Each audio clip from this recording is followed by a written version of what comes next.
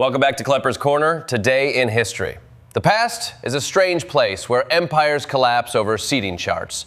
Wars begin because someone took a message personally, and entire revolutions get jump-started by bad weather. Today, we travel across centuries of ambition, ego, tragedy, science, and the occasional group of knights agreeing to pause a deadly battle so everyone can hydrate.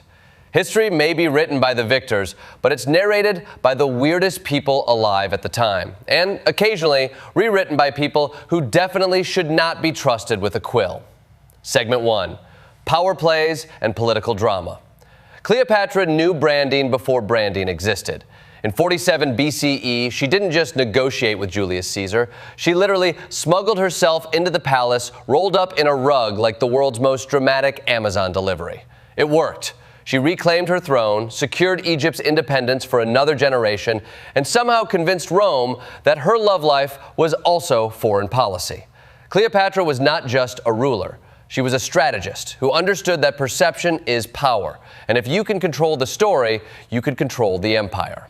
1,000 years later, Conrad II became Holy Roman Emperor in 1027, proving that medieval politics were basically LinkedIn endorsements, but with swords and significantly worse HR departments.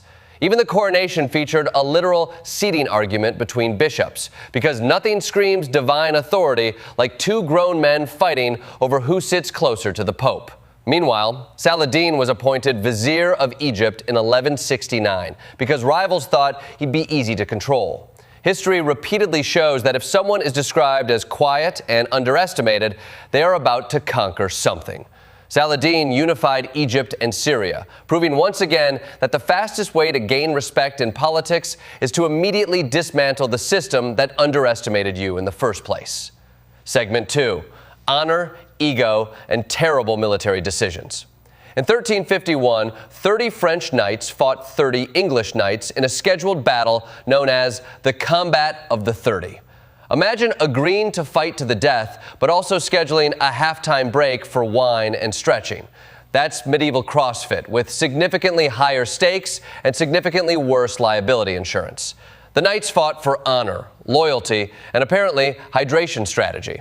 Then Napoleon arrives in 1799, proving once again that military genius and terrible judgment often travel together, like a buddy cop movie where one cop is brilliant and the other one is also brilliant but makes horrifying choices. After capturing Jaffa, he ordered the execution of surrendered prisoners because logistics were inconvenient. It turns out empire building is complicated when you have to feed people, guard prisoners, and maintain the illusion that you are the enlightened hero of your own biography. Just a few years later, in 1804, the United States Congress quietly laid groundwork for forced Native American removal. It wasn't dramatic battlefield conquest, it was paperwork. History's most devastating weapon is often a pen held by someone convinced geography belongs to whoever draws the map. Manifest Destiny was basically a real estate strategy combined with moral denial and an incredibly aggressive refusal to acknowledge that other people already live there. Segment 3. Nature, Tragedy, and the Human Condition. In 1812, a massive earthquake destroyed Caracas and helped collapse Venezuela's young republic. Royalists argued the quake was divine punishment for rebellion, which feels like the original version of blaming bad weather on political opponents. Nothing strengthens a monarchy like telling citizens that tectonic plates support your campaign platform. Meanwhile, in 1827, Ludwig van Beethoven died after years of illness, deafness, and medical procedures that make modern dentistry sound relaxing. The man composed revolutionary symphonies he couldn't hear, proving creative genius is basically stubbornness with a wig and a refusal to accept that silence should limit expression. Beethoven expanded music beyond entertainment into emotional architecture, transforming symphonies into psychological journeys long before therapy became a subscription service. His funeral drew massive crowds because nothing says cultural impact like thousands of people showing up to mourn a composer who spent half his career yelling at pianos and the other half redefining art itself. Segment 4. Humanity at its best and worst. March 26, 1942. marked an escalation in deportations to Auschwitz, a reminder that bureaucracy can industrialize cruelty when ideology replaces empathy and paperwork replaces conscience. Systems can become machines that process human beings as statistics, and history reminds us that efficiency without morality is just faster tragedy. Just over a decade later, humanity managed a reversal of fortune when Dr. Jonas Salk announced early success of the polio vaccine in 1953.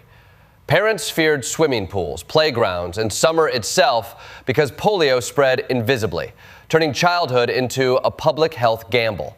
Salk refused to patent the vaccine, essentially telling capitalism that saving millions of children was reward enough. Imagine inventing something priceless and deciding not to monetize it. Silicon Valley just fainted and then tried to launch a subscription-based immunity service. Salk's decision demonstrated that sometimes the greatest legacy is not wealth, but the absence of fear in future generations who never have to think about the disease that once terrified the world. Segment 5. Independence movements and the politics of peace. In 1971, Sheikh Mujibur Rahman declared Bangladesh independent as violence erupted across East Pakistan. Independence movements often begin with speeches, but survive through sacrifice, resilience, and international attention arriving just late enough to feel complicated.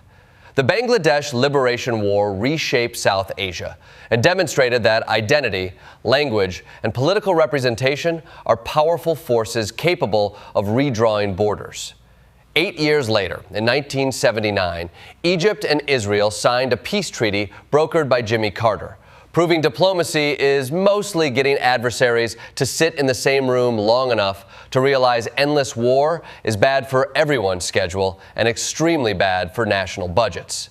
Sadat paid for that peace with his life, which is the tragic reminder that choosing compromise often makes you unpopular with extremists who prefer conflict as a lifestyle brand.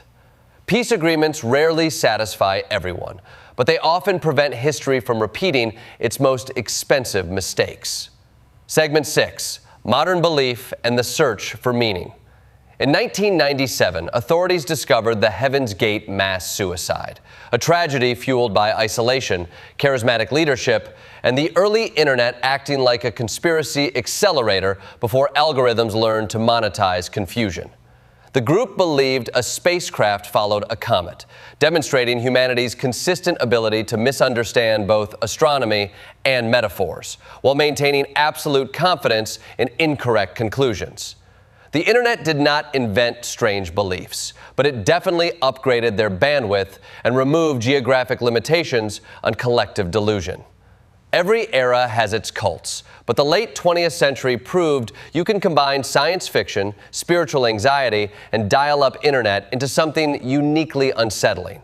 It's a reminder that technology evolves faster than wisdom, and information access does not automatically produce understanding.